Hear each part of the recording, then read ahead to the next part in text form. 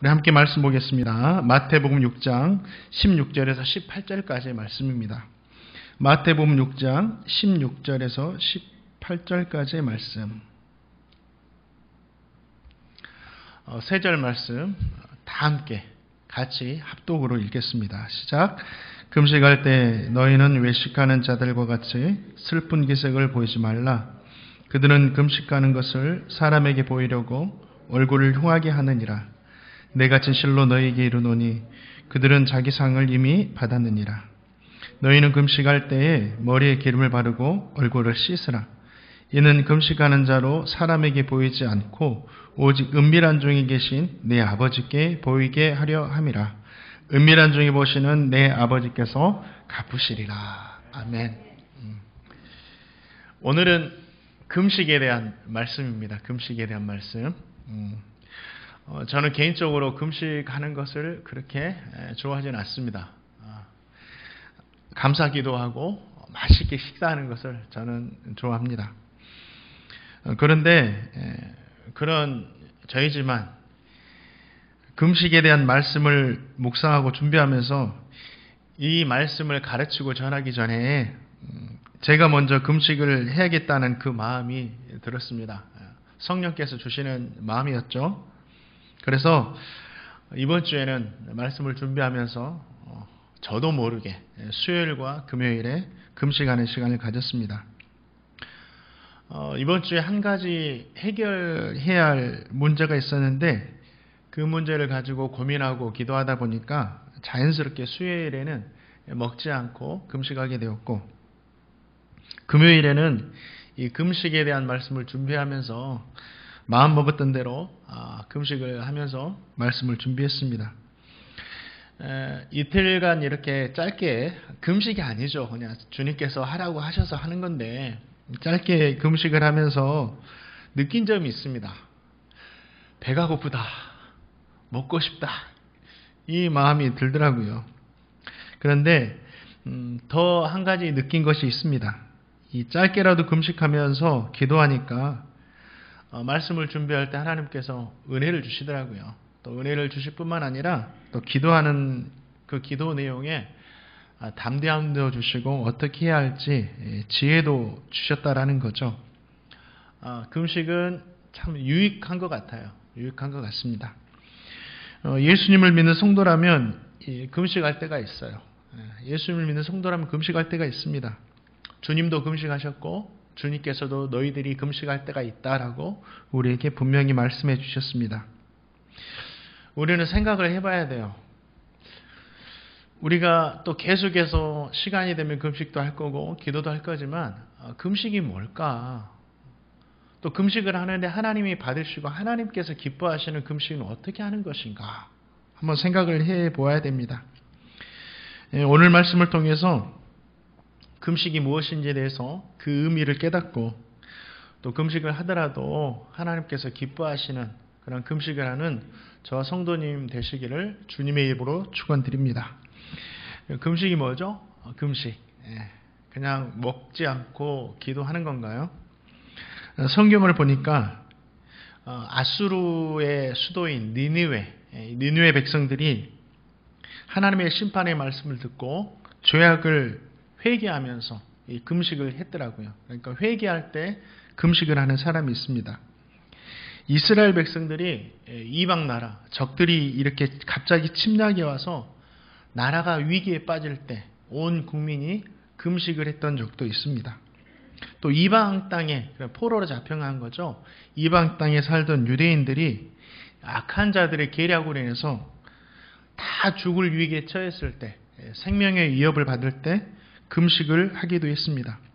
주로 이 금식은 위급할 때, 또 절박한 상황에서 하나님의 은혜와 도우심을 구하면서 행했었다라는 거죠. 그런데 이뿐 아니라 이제 예수님 당시 신약시대로 넘어와서 이 금식이 어떻게 발전을 하냐면 경건 생활을 위해서 금식을 하기도 했습니다. 유대인들에게 있어서 이 금식은 이 구제하는 것, 기도하는 것과 함께 경건 생활의 척도가 되었습니다. 금식에는 이 단순히 음식을 먹지 않고 기도한다는 의미만 있는 것이 아니죠. 회개, 절박함, 하나님의 은혜와 응답, 경건, 이 모든 것들이 복합적으로 담겨 있는 것이 바로 금식이라는 겁니다. 근데 이 금식이 그냥 한다고 해서 하나님 다 받으시느냐? 그렇지 않는다라는 거죠. 하나님께서 기뻐하시는 금식도 있지만 하나님께서 기뻐 받지 않는 그런 금식도 있다라는 겁니다.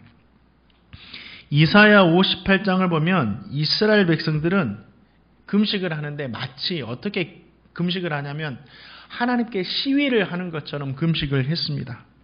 하나님, 저 지금 금식합니다. 저 스스로를 지금 금식하면서 괴롭게 합니다. 저 알아주셔야 돼요. 하나님, 저 금식하니까 제 목소리, 제 기도 꼭 들어주셔야 돼요. 이렇게 금식을 했습니다. 이런 금식이 어떤 거냐면 마치 어린아이들이 아빠 엄마에게 장난감 사주지 않으면 사줄 때까지 나 밥 안 먹을 거야 하는 것처럼 이스라엘 백성들이 금식을 했다라는 거죠. 하나님께서 이런 금식을 기뻐 받으셨을까요? 기뻐하지 않으셨어요. 이스라엘 백성들에게는 하나님의 은혜, 하나님의 응답을 받는 그 욕심은 있었는데 한 가지 빠진 것들이 있었어요. 뭐냐면 완전 그들은 삶이 엉망이었어요. 은혜 받을 욕심만 있었지 은혜 받을 그릇으로 전혀 준비가 되지 않았다라는 거예요. 자, 이사야 58장 6, 7절 말씀이 그 말씀입니다. 우리 한번 같이 읽어보겠습니다. 이스라엘 백성들이 이렇게 막 시위하듯이 금식하니까 하나님께서 말씀하시는 겁니다. 함께 읽겠습니다. 시작.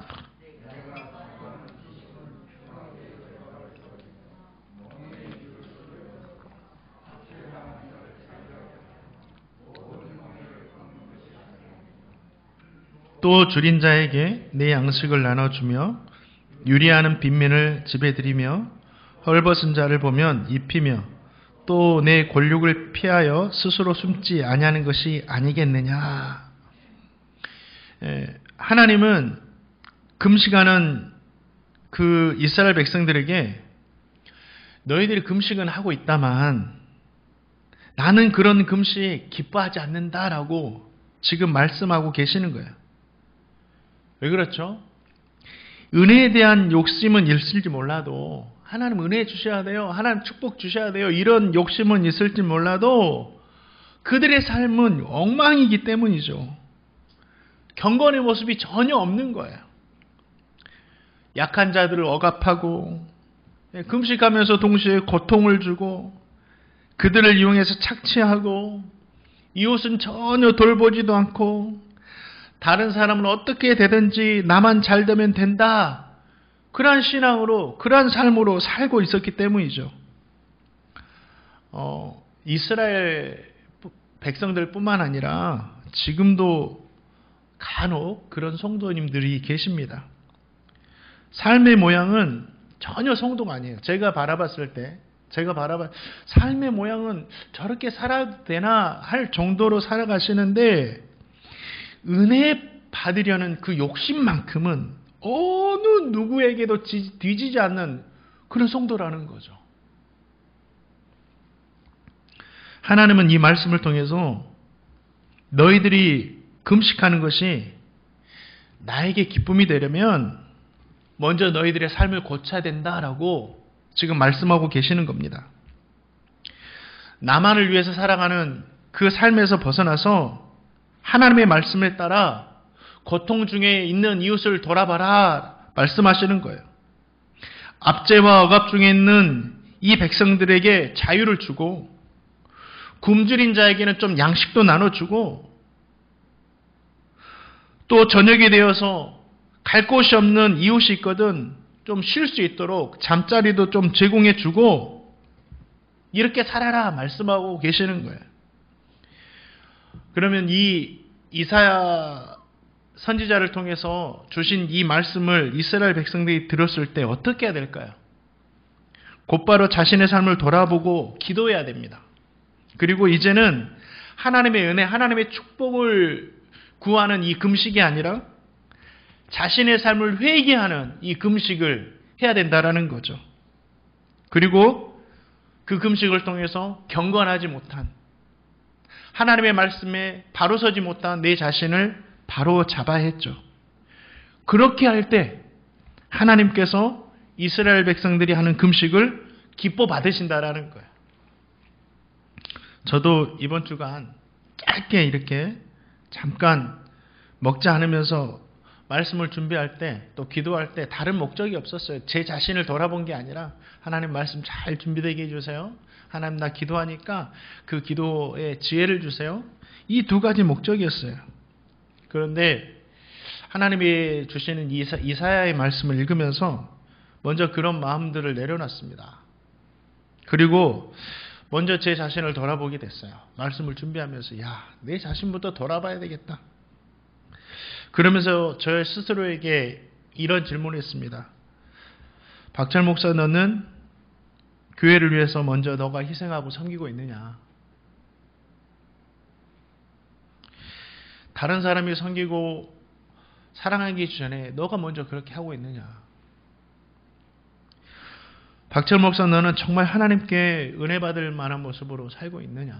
하나님께 주라고는 하는데, 새벽마다 하나님께 은혜 주라고는 하는데 은혜 받을 모습으로 살고 있느냐? 박철 목사, 너는 정말 네가 스스로 바라볼 때 하나님께서 기뻐하실 만한 모습이냐? 이 질문을 하게 되었습니다. 그 질문을 하고 나서 어떻게 되었을까요? 회개했죠. 회개.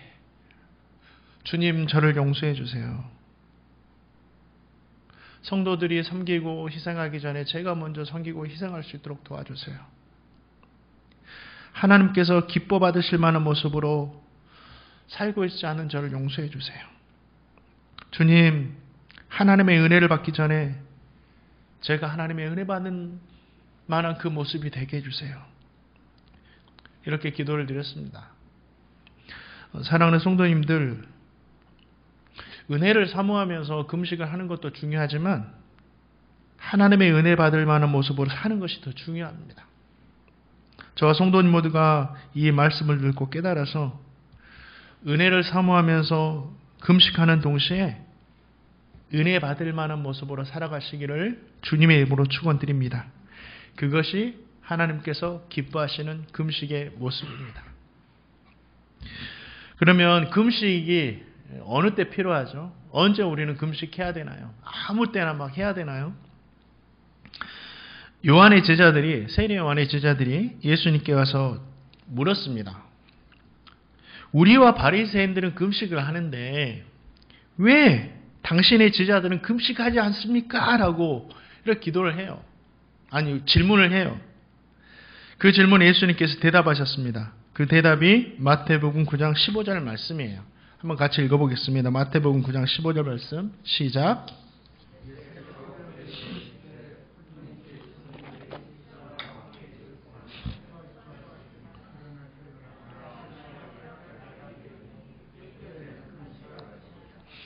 이 말씀은, 이 대답은 신랑 되신 예수님의 십자가의 죽으심을 두고 하시는 말씀이에요. 이 대답에는 금식보다 중요한 것이 무엇인지, 여기에 대한 이야기와 금식은 언제 해야 되는지에 대해서 우리에게 답을 주고 있습니다. 주님께서는 금식보다 중요한 게 있다라고 말씀하세요. 그게 뭐냐면 신랑 되신 예수님과 함께 기뻐하며 사는 것이에요. 이게 금식보다 더 중요합니다. 신랑 되신 예수님과 함께 기뻐하며 사는 것을 하나님은 우리에게 원하신다라는 거예요. 유대인들은 혼인잔치가 진행되는 이 동안에는 이 금식일이 되어도 금식을 하지 않았어요. 왜냐하면 금식으로 인해서 기쁘고 즐거워야 할 혼인잔치가 좀 망치기 때문이죠. 신랑 되신 주님은 우리가 주님과 함께하면서 기쁨과 즐거움 가운데 살기를 원하세요. 주님 안에서 기뻐하며 사는 것이 금식하는 것보다 더 중요하다는 거예요. 왜 그렇죠? 금식하고 막 이렇게 기도하는 것이 더 중요하지 않나? 아니에요. 정말 주님 안에서 기뻐하며 사는 것이 금식하는 것보다 더 중요합니다. 우리 삶이 그래야 돼요. 왜 그러냐면 주님과 함께함으로 기쁨을 누리면 이 하나님의 뜻에 따라서 하나님의 말씀에 따라서 사는 삶이 자연스러워집니다. 우리가 금식하고 막 하려고 하나님 말씀대로 살려고 하지 않아도 애쓰지 않아도 하나님과 기뻐하며 누리며 살면 하나님의 말씀에 따라 살아가는 것이 너무너무 자연스럽고 당연스럽게 돼요. 말씀에 순종하기 위해서 힘쓰고 애쓰지 않아도 그냥 자연스럽게 말씀에 순종하며 살 수 있다라는 거죠. 하나님과 함께하면서 기뻐하면 누가복음 19장을 보면 예수님을 만난 이 삽개오 있습니다. 예수를 만났어요. 너 함께 했어요. 내가 너와 함께 할게. 예수님께서 그 말씀을 하시는 겁니다. 그러니까 이 삭개오가 너무 기뻐하는 거예요. 하나님이 나와 함께 하시는데, 주님이 나와 함께 하시는데, 주님이 오늘 밤 우리 집에 오시는데 너무 기쁜 거예요. 그래서 어떻게 합니까? 그 한마디에 주님, 제 재산의 절반 팔아서 가난한 자들에게 다 주겠습니다. 그냥 강요하지 않아도 하나님께 함께 하시면 기쁘니까 그냥 하나님 말씀대로 사는 거예요. 누군가 것을 제가 속여서 빼앗은 거 있으면 지금보다 네 배나 갚을게요. 다 나눠주겠다라는 거죠. 스스로가 가진 재산을 다 팔아서 이웃을 돌보며 나누는 삶을 자연스럽게 살게 되더라는 거죠. 하나님과 함께 기뻐하며 살아가니까. 논산훈련소에서 이 훈련을 받을 때 제가 훈련을 하고 난 후에 쉬는 시간이 되면 이 위에 있는 주머니에서 작은 성경책을 꺼내서 그 짧은 쉬는 시간에 말씀을 읽었습니다. 그것이 저에게는 쉼이었고 기쁨이었고 능력이었어요.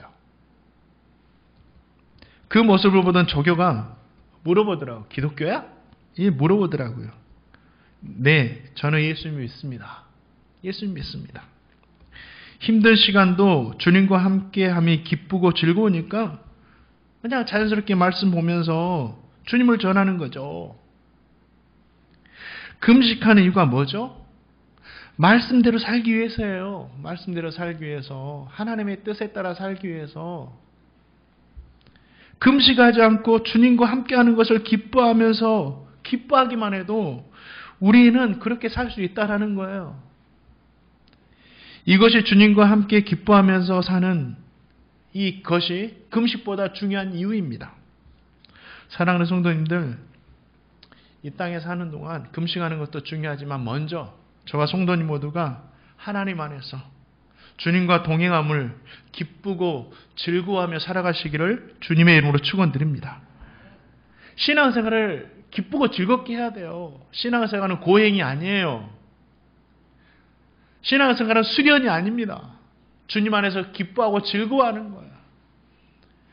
내가 이런 어려운 상황에도 하나님의 말씀대로 살 수 있다니. 야, 기쁘고 즐겁다.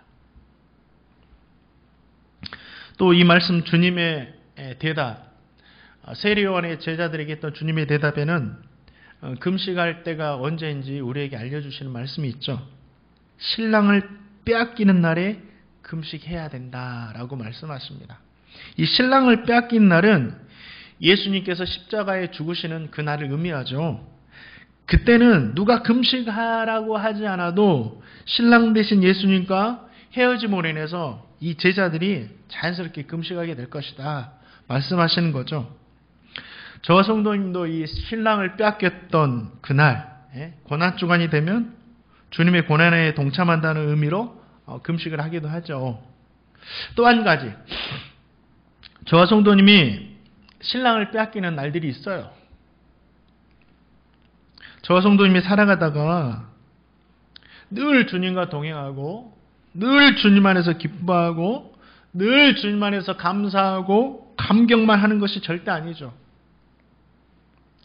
신랑 대신 예수님을 빼앗겨버릴 것 같은 그런 시간을 보낼 때가 있어요.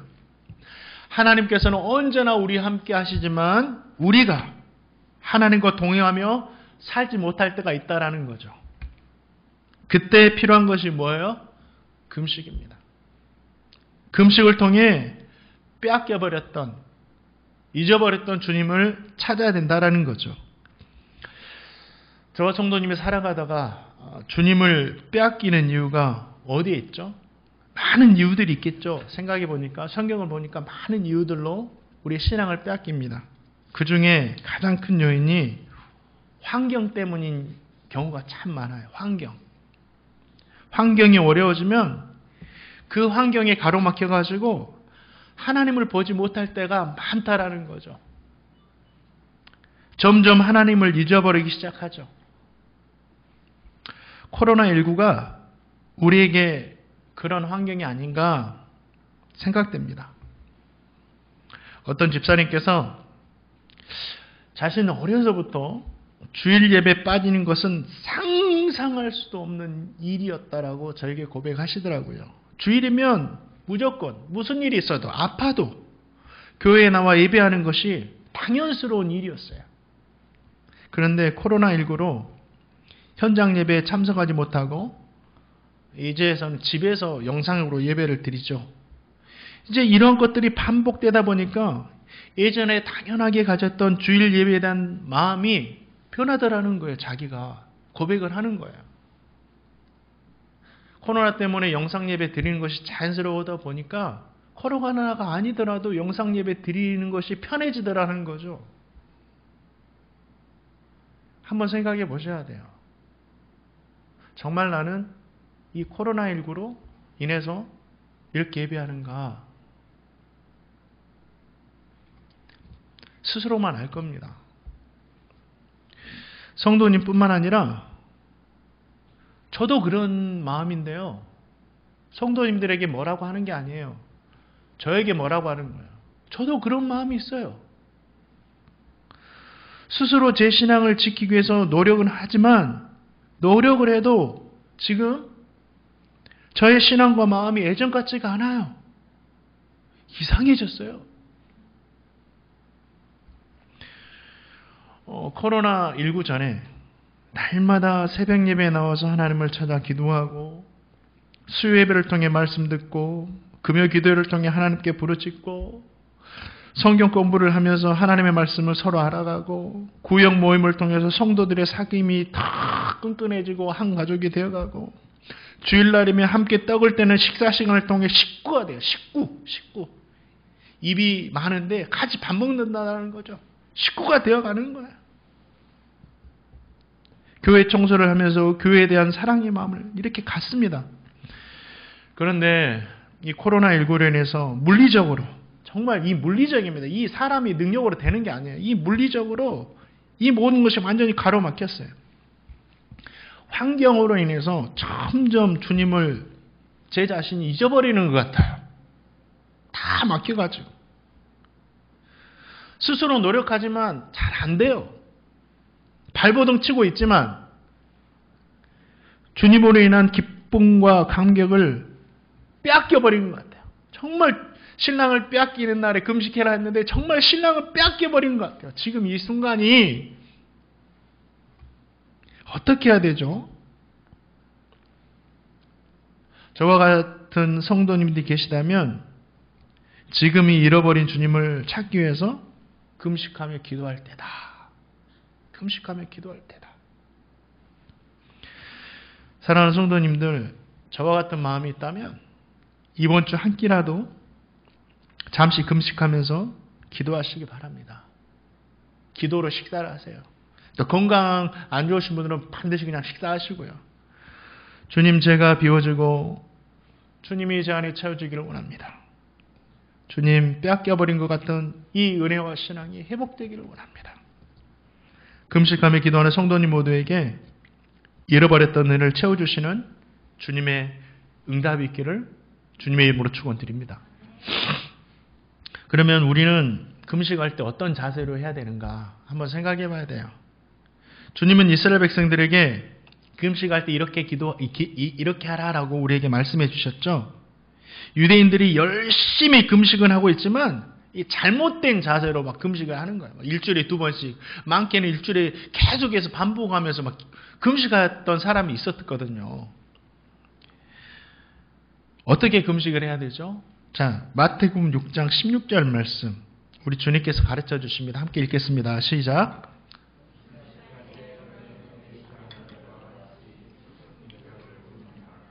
그들을 금식하는 것을 사람에게 보이려고 얼굴을 흉하게 하느니라. 내가 진실로 너에게 이르노니 그들은 자기 상을 이미 받았느니라. 이 금식은 이 유대인들에게 있어서 신앙의 증표와 같았습니다. 그래서 유대인들 중에 바리새인들은 일주일에 2번씩 금식을 했죠. 바리새인들이 기도하잖아요. 저는 일주일에 2번씩 금식하며 막 그렇게 기도하잖아요.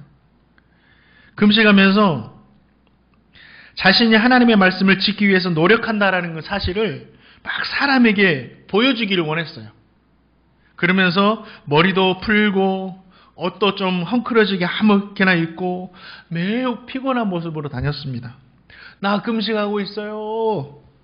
나 경건한 사람이에요. 라고 막 티를 내고 다녔다라는 거죠. 당시 이 바리새인들이 너무 많이 티를 내고 다니니까 예수님께서 뭐라고 하세요? 야, 금식할 때 머리에 기름도 바르고 얼굴도 씻어라. 얼마나 티를 내고 다녔으면 주님께서 이렇게 말씀하셨을까요?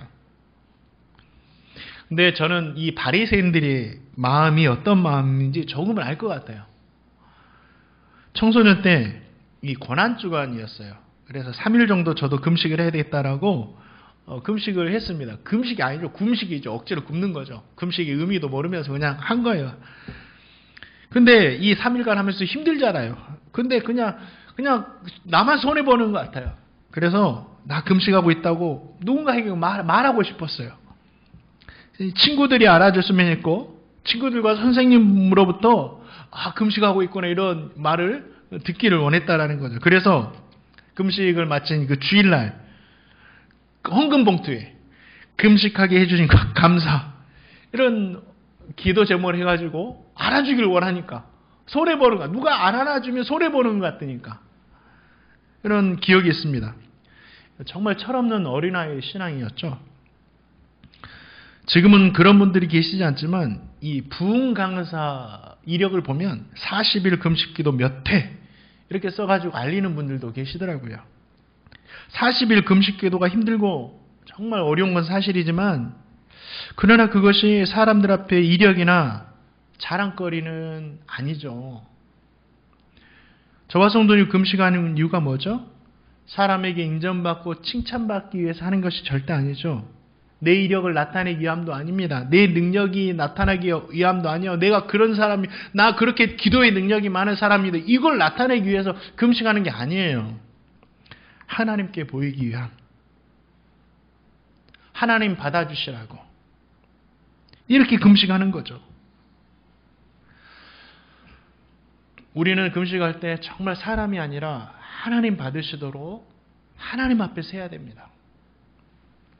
또 금식을 하면서 머리에 기름을 바르고 얼굴을 씻으라 주님께서 말씀하셨는데 이것은 사람에게 티내지 말라 하나님만 받으시도록 하라 이 의미도 있지만 금식한다고 해서 쉬엄쉬엄 살지 말고 금식하면서 더 성실하게 살아라 하시는 말씀이에요. 평상시에 바르지 않던 기름도 바르고 옷도 잘 입고 이유가 그겁니다. 왜 그렇죠? 금식한다고 생각하면 나 금식하고 있으니까 좀 쉬엄쉬엄 해도 돼 이런 마음이 들더라고요. 어떤 분은 금식한다고 하면서 해야 할지도 하지 않고 누워만 계시는 분들이 있어요. 누워만 나 금식하고 있으니까 쉬어야 돼 하면서 누워만 계시는 분들도 있더라고요. 사랑하는 성도님들 금식할 일이 있을 때 사람들을 의식하지 마시고 하나님만 의식하시기 바랍니다. 그리고 금식을 한다면 금식하지 않을 때보다 더 반짝반짝 빛을 내면서 하나님 말씀 붙들고 성실하게 살아가시기를 주님의 이름으로 축원드립니다. 그것이 금식하는 사람의 자세예요. 또 금식할 때 저와 성도님이 상급이 있음을 잊지 않아야 됩니다. 금식하는 자에게 주시는 하나님의 상급이 있어요. 그래서 우리가 금식하는 거죠. 주님은 사람에게 보이기 위해서 금식하는 성도들을 향해서 너희들이 이미 상을 받았다 말합니다. 사람들의 칭찬이 상급이니까는요. 너 이미 상급 받았다 하세요. 이 말씀은 금식하는 자가 하나님께 받을 상급이 있다는 말씀이기도 해요. 그러면 금식하는 자는 하나님께 어떤 상급을 받습니까? 자, 마태복음 6장 18절 말씀 같이 한번 읽어보겠습니다. 마태복음 6장 18절 읽겠습니다. 시작.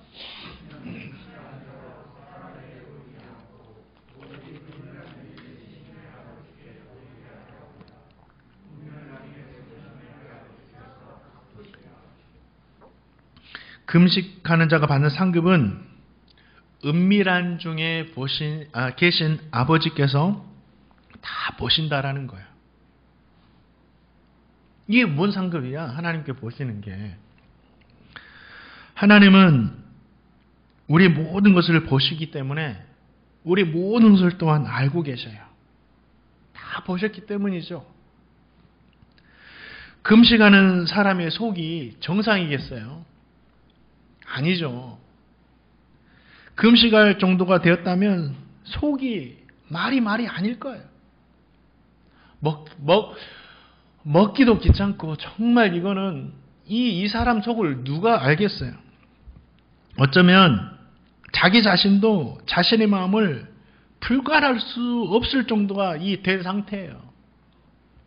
그런데 주님은 나도 모르는 마음까지 다 보고 알고 계신다라는 거예요. 누군가가 내 마음을 알아주는 것이 얼마나 큰 힘과 위로가 되는지 몰라요. 알아주기만 해도. 지난주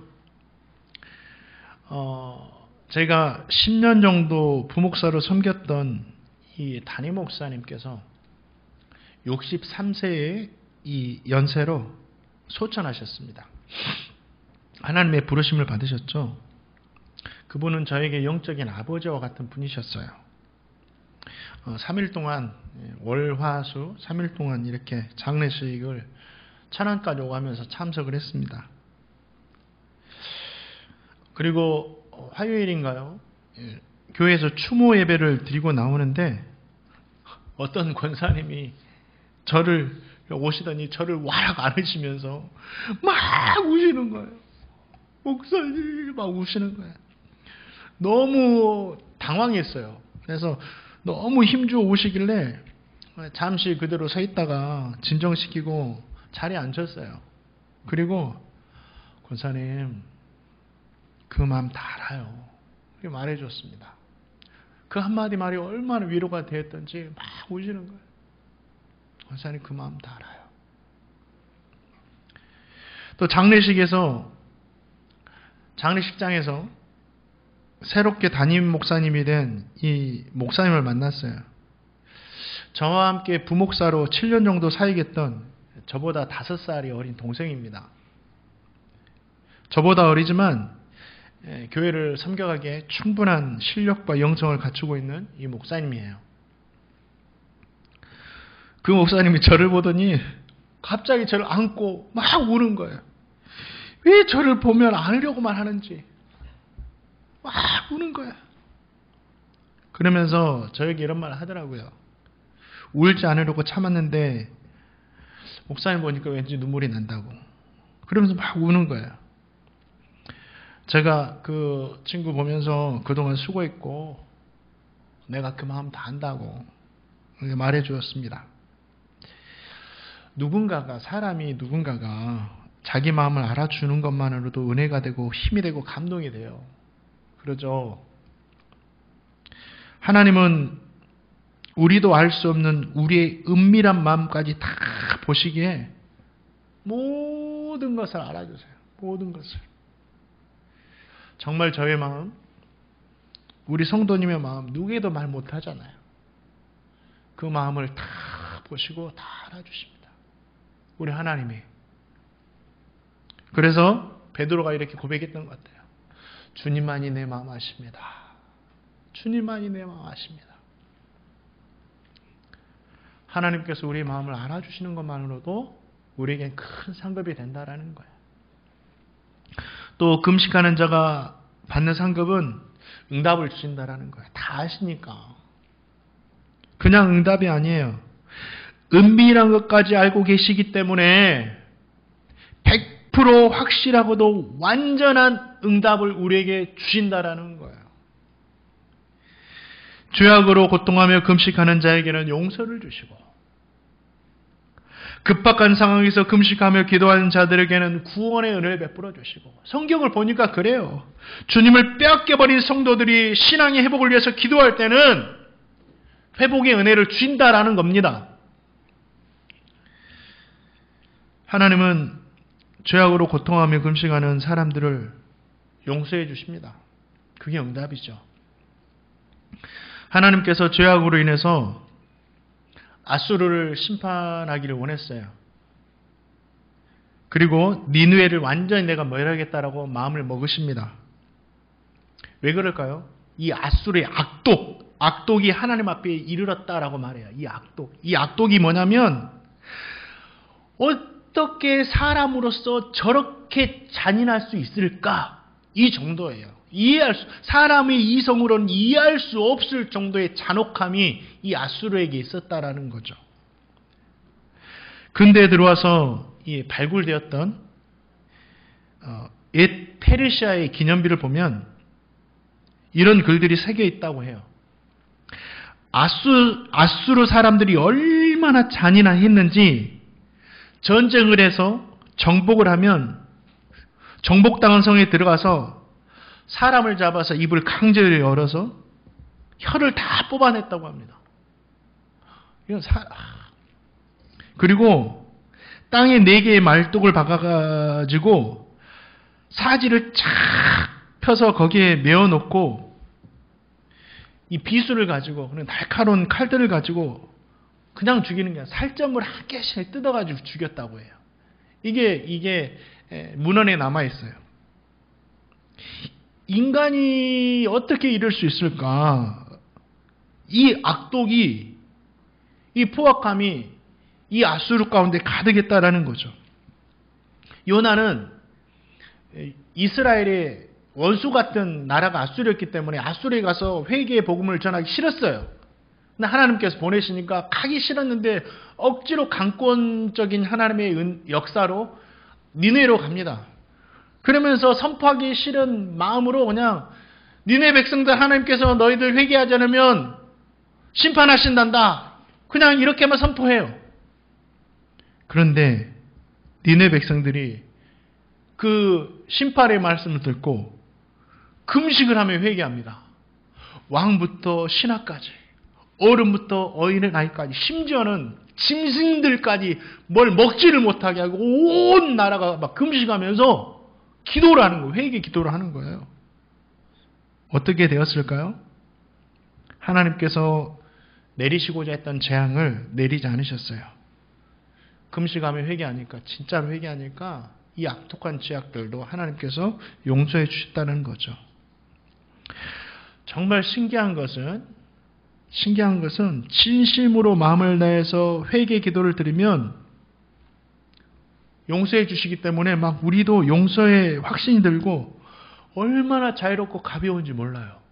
그냥 회개 기도만 했을 뿐인데, 회개 기도를 하고 죄로부터 자유한 마음을 갖는 것은 신비예요, 신비. 이건 사람이 이성으로 설명할 수가 없는, 말로도 설명될 수가 없는 이 기적이고 은혜입니다. 이 용서의 은혜가. 하나님은 금식하는 자에게 상급을 주시는데 회개할 때 용서해 주신다. 또 한 가지, 하나님은 죄를 용서할 뿐만 아니라 이스라엘 백성들이 나라가 망할 위기에 처했어요. 진짜 나라가 망할 수밖에 없는 상황입니다.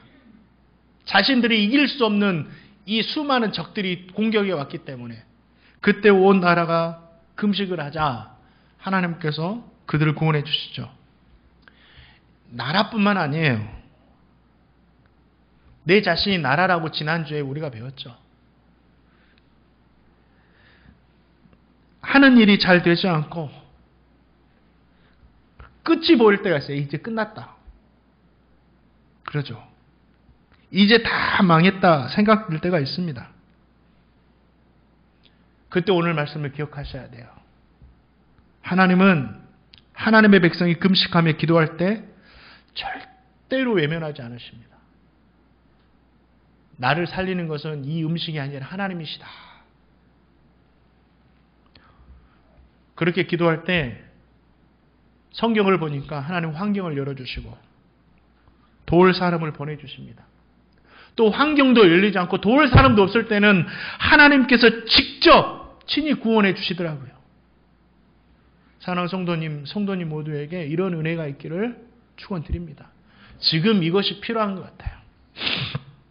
하나님은 또 환경으로 인해서 빼앗겨버린 신앙을 찾게 해주세요.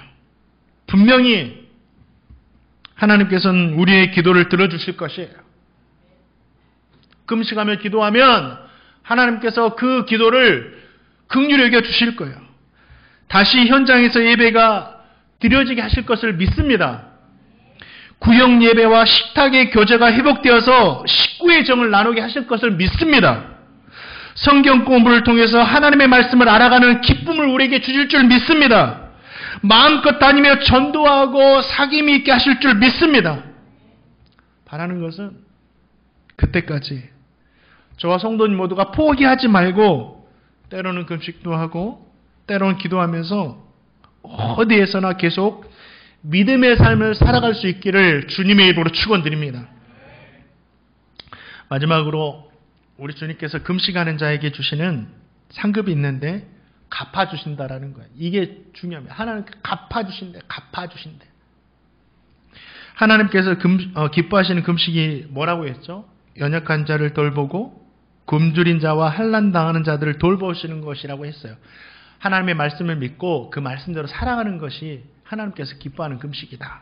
그런데 이러한 삶이 사라지는 것 같은데 하나님께서는 사라지지 않고 은밀한 중에 보시는 하나님께서 다 갚아주신다고 말씀하셔요. 은밀한 중에 보시는 하나님께서 갚아주신다. 너희들이 이렇게 살 때 왜 그렇죠? 말씀해 보니까 저와 성도님이 잘 아는 말씀이에요.